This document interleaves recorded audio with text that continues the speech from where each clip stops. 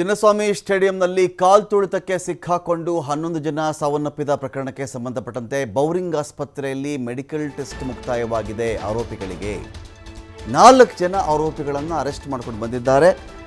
ಮೊದಲಿಗೆ ಪ್ರಕ್ರಿಯೆ ಪ್ರಕಾರ ಹೋಗೋದಾದರೆ ಆ ಥರ ಅರೆಸ್ಟ್ ಮಾಡ್ಕೊಂಡು ಬಂದಾಗ ಇಮಿಡಿಯೇಟಾಗಿ ಅವರಿಗೆ ಮೆಡಿಕಲ್ ಟೆಸ್ಟ್ ಮಾಡಬೇಕಾಗುತ್ತೆ. 24 ಗಂಟೆ ಒಳಗಾಗಿ ಅವರು ನ್ಯಾಯಾಲಯದ ಮುಂದೆ ಹಾಜರುಪಡಿಸಬೇಕಾಗತ್ತೆ.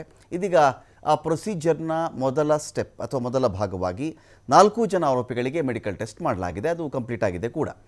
ಯಾರ್ಯಾರು? RCB ಮಾರ್ಕೆಟಿಂಗ್ ಹೆಡ್ ನಿಖಿಲ್, RCBಯ ಮಾರ್ಕೆಟಿಂಗ್ ಹೆಡ್ ನಿಖಿಲ್, DNA ಸಿಬ್ಬಂದಿ ಕಿರಣ್, ಸುಮಂತ್, DNA ಮ್ಯಾನೇಜ್ಮೆಂಟ್ ಸಿಬ್ಬಂದಿ ಸುನಿಲ್, ಮ್ಯಾಥ್ಯೂಗೆ ಟೆಸ್ಟನ್ನು ಮಾಡಲಾಗಿದೆ.